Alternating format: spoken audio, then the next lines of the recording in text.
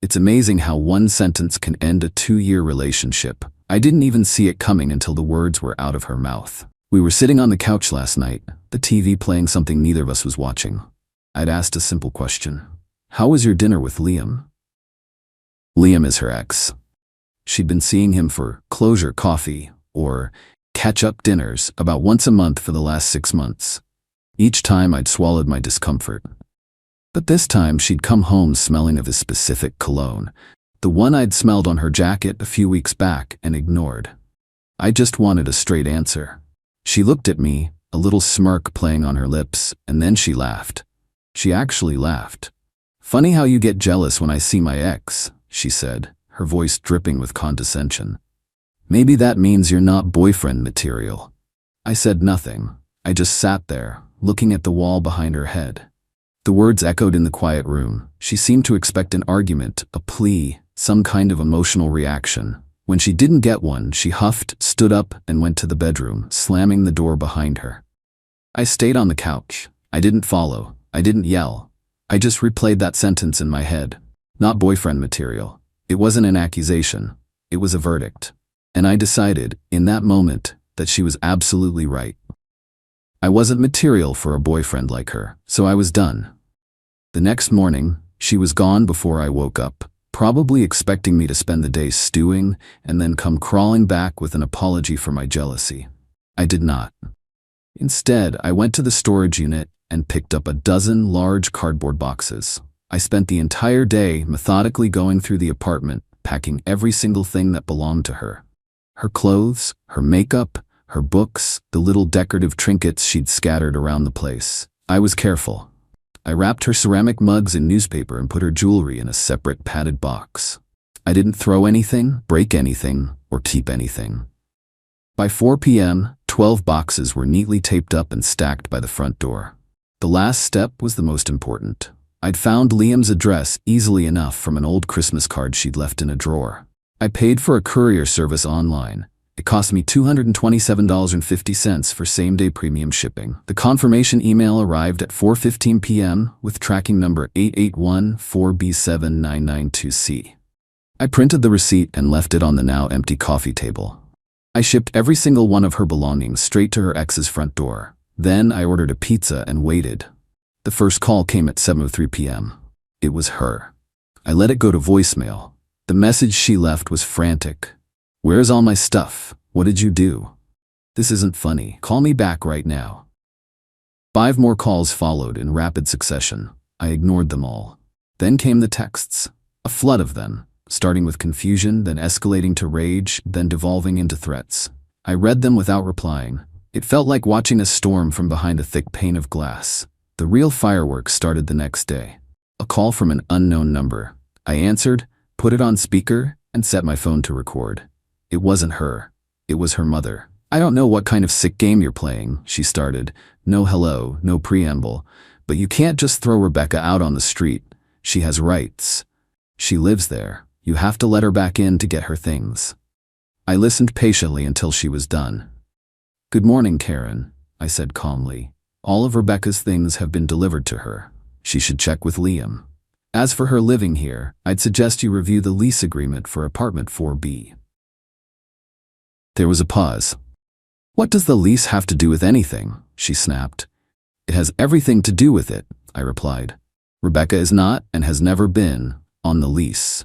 She was a guest, my guest, and her invitation has been revoked. This was the first major pillar of my plan, and I had built it on a solid foundation. When we moved in together, I was the only one who signed the lease. She just started a new job and her credit wasn't great, so we agreed it would be simpler for me to be the sole leaseholder. At the time, it felt like a gesture of support. Now it was my shield. The guest clause, section 7, subsection C, was crystal clear. Occupancy by any single guest is limited to a period not exceeding 14 consecutive days without prior written consent from the landlord. Long-term guests must be formally added to the lease agreement. She had been a guest for 2 years, and I had never asked for that consent. My landlord, Mr. Henderson, was a stickler for rules. He was an old-school, by-the-book property manager who documented everything. Karen sputtered on the other end of the line. That's ridiculous. She paid rent. No, I corrected her. She transferred money to my account every month to help with expenses. All rent and utility payments came exclusively from my bank account, a fact I have receipts for. She has no financial ties to this property. I could hear her breathing, the fury radiating through the phone. You'll be hearing from our lawyer, she said and hung up. I immediately drafted an email. The recipient was Mr. Henderson. The subject line was simple: guest departure notification, apt 4B. In the body, I wrote, Dear Mr. Henderson, this is to inform you that my long-term guest, Rebecca Martin, has permanently vacated the premises as of yesterday, September 10th. Per our lease agreement, I remain the sole occupant of the apartment. Please let me know if you require any further documentation. Best, my name. I hit send at 11:32 a.m. The response came less than an hour later. Thank you for the notification. Your file has been updated accordingly. H. I screenshotted that email exchange. It was another piece of evidence for my collection. For a couple of days, it was quiet. Eerily so. I started to think maybe they'd given up, that the threat of lawyers was just a bluff. I should have known better. The next phase of the attack came from a different direction. Our social circle. We had a core group of mutual friends, primarily two other couples, Mark and Sarah, and Ben and Emily. We'd all been friends for years. On Thursday night, I got a text from Sarah. Hey, can I call you? Something's come up. I agreed. She sounded hesitant. Look, she began, I don't want to get in the middle of this, but Rebecca has been posting some really nasty stuff in our group chat. She's telling everyone you had a psychotic break, that you screamed at her and threw her out with nothing but the clothes on her back because you're a jealous, controlling monster. I felt a cold knot form in my stomach. It wasn't enough to get rid of me. She had to destroy my reputation too. Sarah, do you believe her? I asked. There was a pause. Honestly, it doesn't sound like you, but she's being very convincing. She's saying you were tracking her phone and that you threatened her. This was the smear campaign. I had expected it, but hearing the specifics made it real. Could you send me screenshots of what she's saying? I asked. Sarah hesitated for a second, then agreed. A minute later, my phone buzzed. There were 5 screenshots from their WhatsApp group, the gang. I read through them. It was a masterclass in manipulation. Rebecca's texts were filled with tear-eyed emojis and dramatic pronouncements. I'm just so scared. He was like a different person. He screamed at me for hours. I was terrified. He probably burned all my things. All my family photos are gone forever. Ben and Emily were eating it up, sending messages of support. Mark was quieter, mostly just reacting with emojis. The most damning lie was the one about the screaming. My entire response was predicated on the fact that I had said nothing. I knew a denial wouldn't work. It would just be my word against her dramatic performance. I needed irrefutable proof. I spent the next hour crafting my response. It wasn't for the group chat. It was a single, targeted message to Mark and Sarah. I trusted them to be the most rational of the group. I wrote, Hey guys, I'm not going to engage in a public argument, but I do want you, our closest friends, to know the truth. I'm attaching 3 things. 1. A screenshot of a text from Rebecca last month where she admitted to lying about who she was with, saying she was with Sarah when she was actually with Liam. 2. A screenshot of the courier receipt showing I paid over $200 to have all 12 boxes of her belongings safely and professionally delivered to Liam's front door. 3. The final text she sent me before I decided to end things. The 3rd attachment was the key. I had saved it. After one of her previous closure coffees with Liam, I had texted her, Hope you had a good time. Feeling a bit weird about it all? Can we talk later? Her reply had been dismissive. Stop being so insecure. It's not attractive. We're just friends. If you can't handle it, that's your problem. I put that text right next to a screenshot of her group chat message, where she claimed I was a controlling psycho. The contrast was stark. I ended my message to Mark and Sarah with one sentence. I never screamed, I never threatened her, and I never threw her things away. I just took her at her word that I wasn't boyfriend material, and I sent her and her belongings to the person she clearly preferred to spend her time with. I sent the message and turned my phone off for the night. The next morning, I had a reply from Mark. Wow. Just wow. We had no idea. Sarah and I are so sorry we even questioned you. This is insane. We're staying out of it, but just know we support you. Emily and Ben never reached out. The friend group was fractured, just like that. Rebecca had overplayed her hand, assuming I would just sit back and take the abuse. She didn't realize I was documenting everything. The consequence of her smear campaign was that she lost the only friends who might have taken her side without question. She had isolated herself with her own lies. A week passed. The apartment was clean, quiet, and finally felt like my own space again. I rearranged the furniture, bought a new rug, and got rid of the lavender-scented candles she loved that I had always hated. It was peaceful. I started to believe the drama was finally over.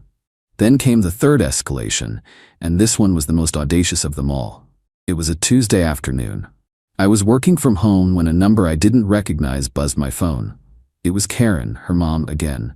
This time her tone wasn't angry. It was dripping with false sweetness.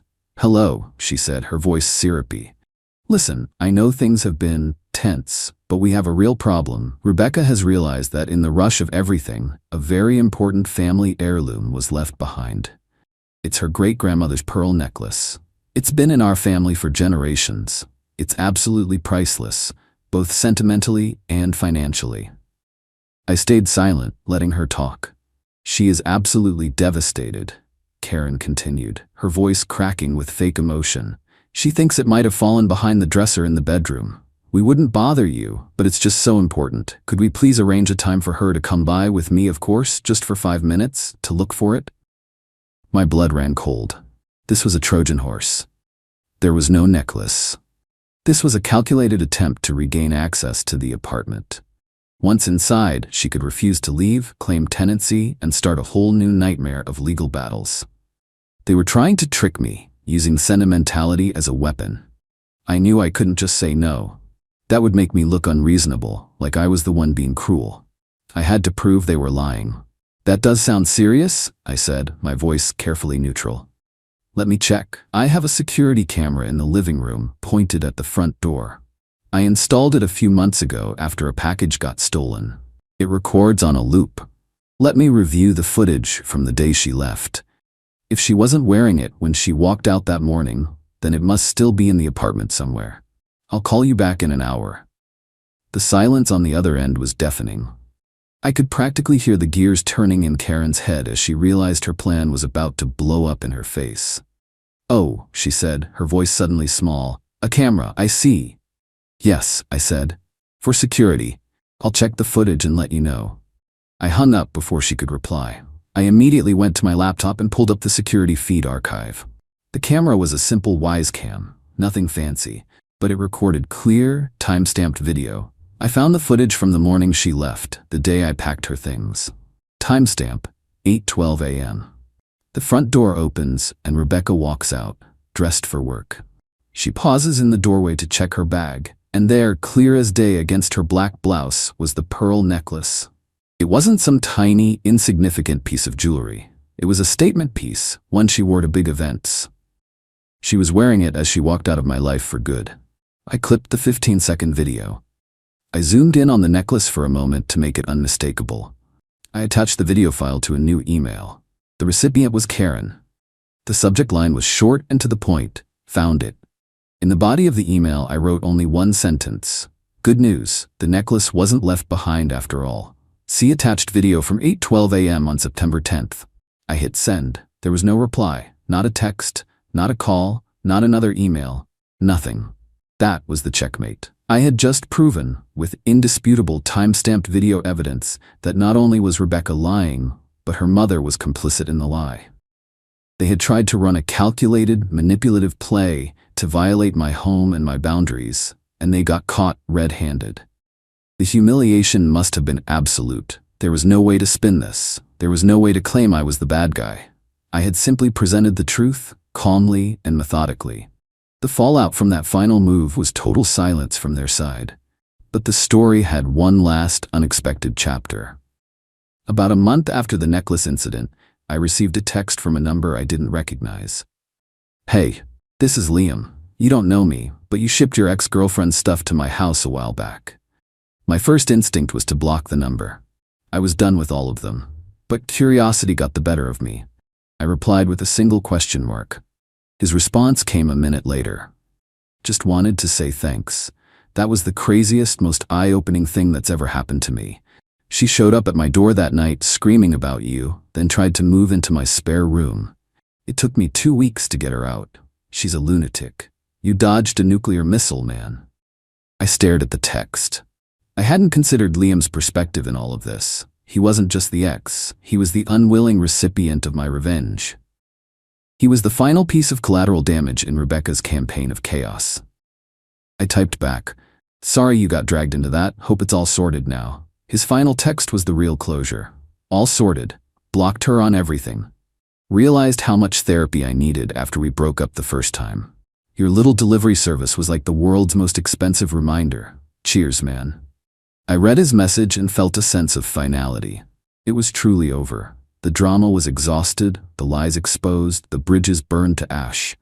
Her attempts to control me, smear me, and trick me had all failed because I refused to play her emotional games.